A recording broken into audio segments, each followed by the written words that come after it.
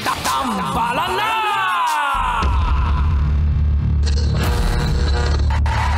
Ang tambalang kumikinang. Coliala and Diego Bandido.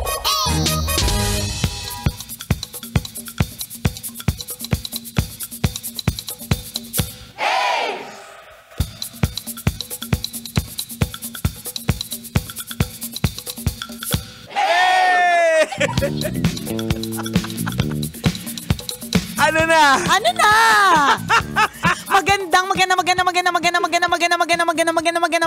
Magandang tanghali. Kumikinang na ulo, Diego Bandido.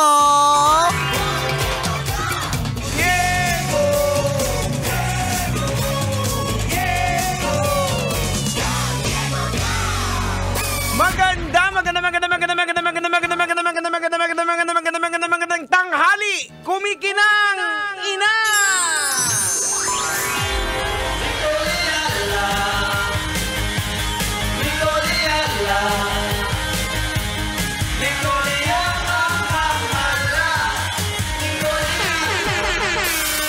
Dear Nicole Ayala and Diego Bandido. Sa totoo lang po, nape-pressure na ako sobra sa mga Christmas presentation na mga pasabog na mga tao. Kailan ba hindi magiging competitive ang mga tao pag Pasko? Thank you. God bless. At sana makapagpadala ng alay, hindi man this year, pero ang goal sa 2026, makapagpadala ng alay sa tambalan. Yay! Very good! Ganun talaga. If hindi natin nagawa this year, try natin again next year. Tama. Parang katulad nung money envelope, nakita ko na siya, Jegs. Ay, nakita mo na? Wala siyang laman. Kasi po, grabe ang hindi mo nalagyan? Hindi, nalagyan ko naman siya. Kaya lang, nagamit ko din. Tapos nung nagamit ko siya, sinasabi ko sa sarili ko, sino bang niloloko ko? Tapos, iniwan ko na siya. Tapos nahanap ko na siya ulit. Kasi kanina may hinahanap ako mga gamit. Tapos sabi ko, ay, ito yung money envelope ko. For context, kasi po nung start ng year, nung January this year, 2025, sabi, may nabasa po kasi ako na kaya natin mag-ipon ng 100,000. Basta alam mo na, nadali ako dun sa, basta bumili lang po kayo ng money envelope na to. Akala ko, magkakaroon ng pera on its own. Kailangan pala lagyan. So, anong moral lesson, Nicole? Ang moral lesson, try again next year. If today you did not succeed, try again next year. Dahil total naman, ang next year is in just a few days. Tama. Diba? So kung halimbawa itong nag-PM sa atin, hindi ka man makapagpadala ng alay ngayong December 2025 sa tambalan, we'll try again next year. Tama. Diba? Yun ang ano. Pero, ang lagi po nating iisipin din, para magawa natin ang mga bagay-bagay, wag na natin ipagpasabukas o ipagpasa next year yung pwede na natin gawin ngayon. Kasi ano pong assurance na abutin natin yung 2026? Yung December 2026. Baka hanggang October 11 lang. Charas. May date. Diba? So, kung ngayon ka na magpapadala, o at least alam mo sa sarili mo, ay, nakapagpadala na ako ng alay. Diba? Wag na ipasabukas. Wag na ipasabukas. Diba? Ang mga pwedeng gawin na ngayon. Correct. Diba? Ang pwedeng ipagpasabukas, yung pag-iipon. Tama. Nakakatawa talaga yung money envelope. Ang linis-linis niya, Jegs. Alam mo yung pwede ko siyang ibenta ulit like brand new kasi wala siyang laman. Kung nakakapagsalita pa yung money envelope, para sabi niya, andyan ka pa. Para sa pangsaysay ng buhay ko. Hindi naman ako nalamanan. In fairness naman, nalamanan naman siya nung Feb. Nangailangan ako nung March. So, wala na. Tapos hanggang sa wala na lang siya. Tapos hindi ko na nalamanan. Tapos nahanap ko na lang siya kanina ulit. Sabi ko, ay, andito ka pa pala. Hindi kita nalagyan money envelope. Sorry na. Nakakaloka. Balik tayo dun sa mga nape-pressure sa mga Christmas presentation. Ito naman yung pero di ba may batas na nilabas na bawal na pilitin ang mga bagong employees? Ay, may ganun ba? Oo, naglabas sila ng statement, nakita ko sa news. Hala, wag ka, na pwedeng i-demanda. Wag ka maingay sa mga bago. Sila yung naka-assign eh. Hindi ito maaari. Gusto kong mag-rebelde at gusto kong mag-rally kasi minsan sa aking buhay naging bago din ako at alay. Hindi pwedeng kami lang, dapat kayo din. Charot. Totoo ba? Oo, meron na hindi pwedeng pilitin na sumayaw. Isinabatas na ba yan? Hindi, actually matagal ng batas yan eh. Totoo ba? Oo. Saan nakalagay? Parang ayoko maniwala sa'yo. Kasi una-una hindi siya part ng job description. Lahat naman ang ginagawa natin. Hindi, yung pagsayaw sa Christmas party? Hindi, marami naman, hindi yung sa Christmas party, marami tayong ginagawa ngayon na hindi na part ng job description natin. Ayun nga, basta sabi ko, pero... So, pwede tayong magdemanda. Kunyari, hindi, Jegs, Pilipinas tayo eh. Kaya nga eh. Walang ganun. Kasi alam mo, ikaw, di ba? Anong in-apply mo dito sa Love Radio? DJ. Ako din, DJ. Sino may sabi dapat may social media creator na tayo? Pero di ba? Tsaka tinatanong tayo, are you willing to work under pressure? Diba? Under Kemi-Kemi-Lu, diba? Kaya nga, so parehos lang yun. Hindi. Wala rin sa job description namin yung mga ginagawa namin ngayon. Totoo. Pero ginagawa namin. So, mga bago, correct, mag-alay pa rin kayo. Hindi, pero yung katotohanan naman, hindi mo rin naman talaga pwedeng pilitin ng isang tao sa isang bagay na ayaw niyang gawin. Pero tingin ko nag-spark lang ng conversation. Pero sa kultura nating mga Pilipino, wala yan. Part talaga siya.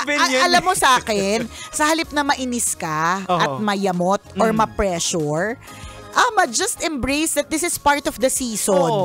Na ganun lang, na ganun talaga, na meron talagang mga mapasayaw, may mga pa-talent portion talaga. Pero hindi naman, una sa lahat, hindi naman ito magdidikta ng career mo. Correct. Tama. Pwede din actually, kapag nakita niyang bibo ka, pag may nakakita ng bibo.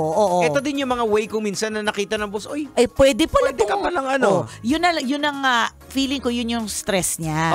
Baka pag nakita na bibo siya, siya na yung susunod na uutusan next time. Magaling ka pala mag-organize. Ayun pala. Talent mo pala yung maging bida-bida.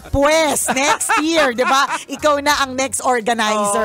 Baka ganun, may ganun siyang pressure. Pero magaling ka sumayaw, tapos bigla kang sinabihan ng HR, magpapasumba tayo, so ikaw na lang. Correct. Tsaka pag representative, ikaw na agad kasi magaling ka nga sumayaw. Ganon. Nakakaloka. Pero yun, may mga bagay talaga, kabisyo, na ine-embrace na lang natin kasi parte talaga siya ng kultura. Tama. And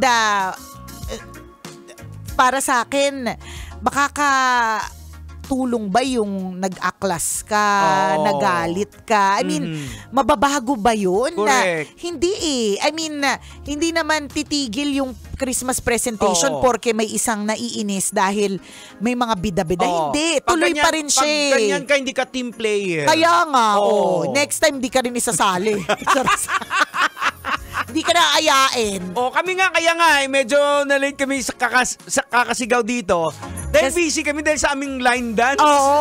May line dance kami. Bakit? Diba?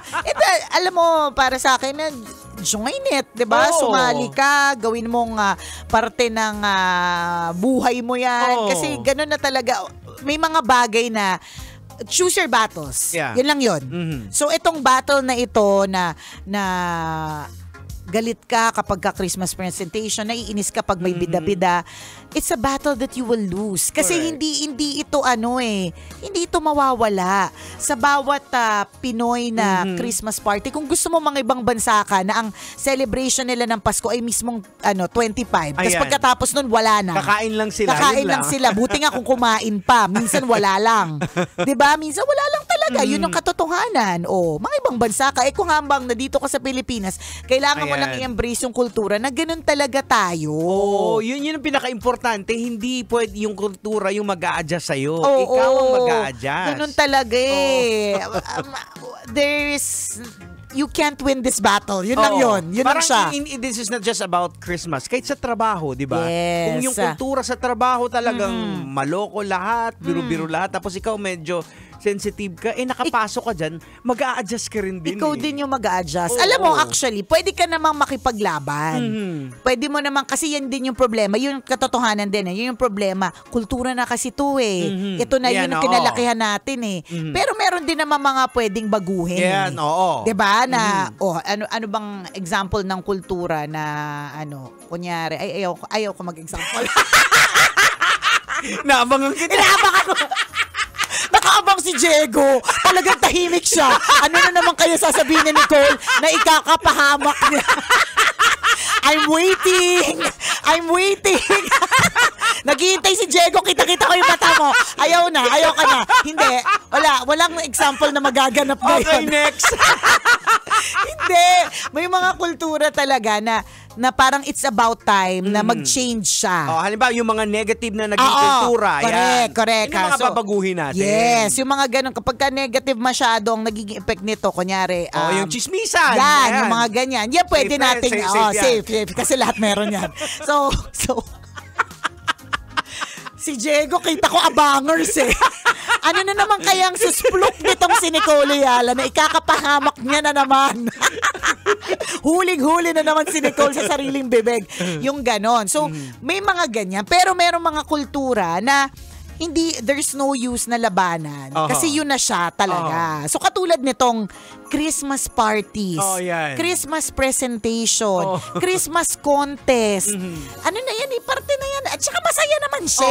Tsaka pag bago ka talaga, nasa front seat ka. Huwag Ganun kang mag-alala. talaga. Pag tumagal ka na, nasa back seat ka na. Yes. Ikaw na yun ang bubuyo. Ikaw yung tatawa. Ikaw na yung tama. Panahon lang yan. Yes, ganun lang siya. And this will not be the reason why matatanggal ka sa trabaho, ganyan. If only, I think ang maganda dito, it shows that you are a team player. It shows that you know how to have fun. Tama. 'Di ba? Yun naman yung isinisigaw ng kapag ka nagbibibo ka sa presentation or nagbibibo ka as star of the night or kung ano man, 'di ba? It only goes to show that bukod sa competitive ka, marunong kang mag-enjoy. Tama. At magandang virtue yun, yung marunong kang mag-enjoy. Correct. Kagaya na lang sa isa sa mga kasamahan namin dito.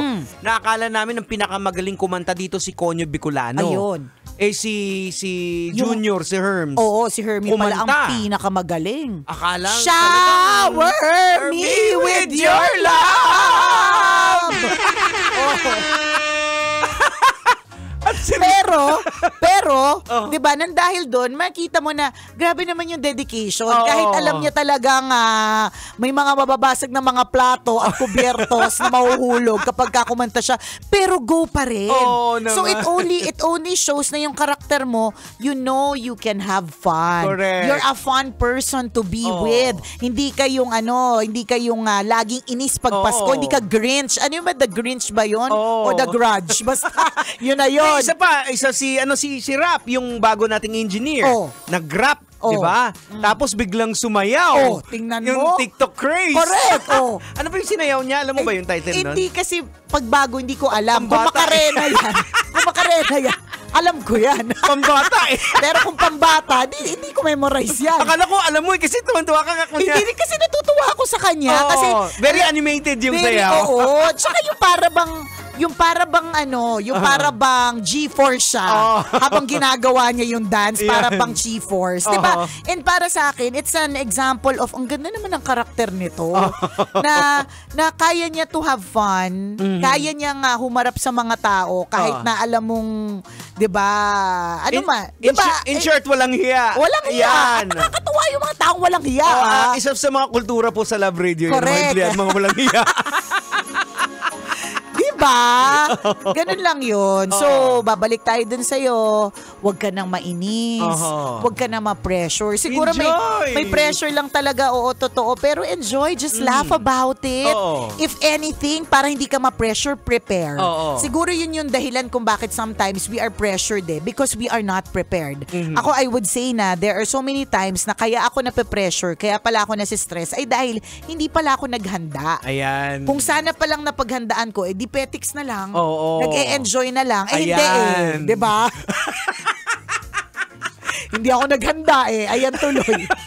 Pero ang importante naman, babawi na lang. Ayan, yun. Ganun na yan. lang talaga. Ay, parang nangyari sa atin na lagi natin pinag-uusapan yung isang Christmas party na 2018 ba yun? 2018. Yung pang nakapatulog tayo na hindi natin alam kung anong pinagagawa natin. Oo, simula noon, kaya pala. Oo. Ayaw pala natin ng feeling na pinagtatawanan. Ayaw natin ng feeling na hindi tayo naghanda. Simula noon, natuto tayo, maghahanda na tayo. Ayan. So, ganun lang yun, kabisyo. Smile ka na lang and everything will be okay. Oo. Ganun na lang yun. Kasi hindi na, kahit naman mag-tantrums ka today, mag-tantrums ka araw-araw hanggang sa araw ng Christmas party ninyo, tuloy pa rin ang practice ng mga taong kunwari Correct. hindi nagpa-practice. Alam diba? mo, yung mga ginawa mo will not be in vain kasi babalikan mo yan, pagtatawanan mo, at yun pala yung kick-off kung bakit ka nagiging competitive. Yan, mga ganon. Yung para sa amin, yung ginawa namin na talagang halos kinahiya ng mga namin, sarili namin. Oh, diba? Ganun yun. Tapos babalikan na, yun pala yung nag-kick off kung bakit naging competitive kami as a team, di ba? Na Love Radio na tuwing may presentation, talagang gagastusan namin, mag-aambag-ambagan kami. Yes, ganyan. Dati wala kasi kung ano lang sa bahay, kung ano mabitbit nyo. Correct. Pero kung gusto mo talagang may ambagan na magaganap, may pag-prepare na magaganap. Ganun lang yun, kabisyo. Ayan, kukonta ka na ng mga professional Ayan. sa labas. Ganun talaga siya. Ganun talaga siya. Pasiklaban talaga siya. 'Di ba?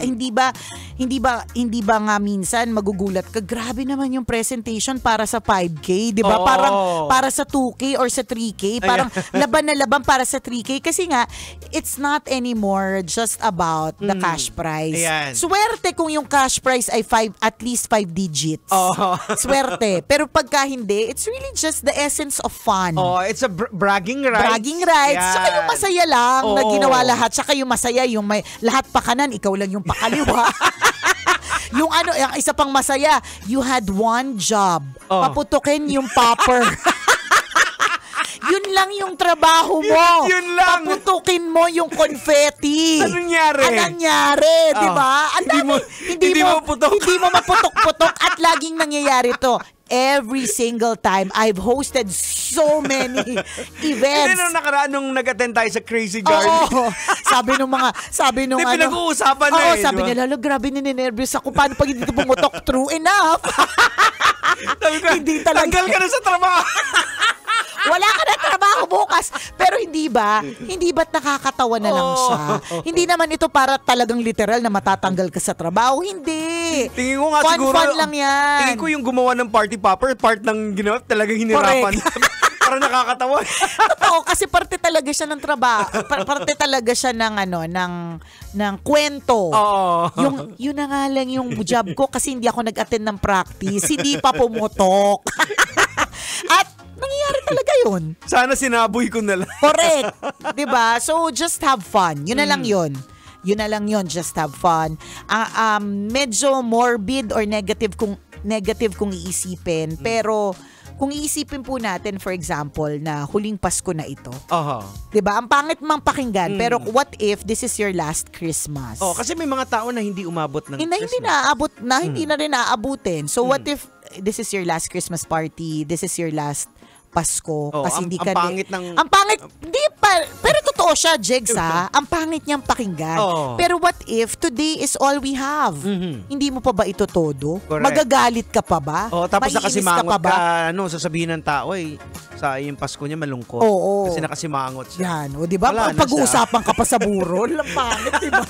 So just have fun. Yes. Yun lang yun. Enjoy, have fun, and yun na. Hopefully, dyan sa ginagawa mong fun ka, maglahat. Hindi hopefully, magiging magaanan lahat kapag ka ang iniisip mo na lang is the fun part of it. Try to loosen up. Yes, Kasi minsan masyado tayong sa image natin. Oo, diba? So, it's a time of the year, diba? Correct na lahat nagwawalwal, lahat nag-e-enjoy. Oras natin, 12:39. Ako pong kumikinang na ulo, Diego Bandido. At akong kumikinang inamon, Nicole Liala.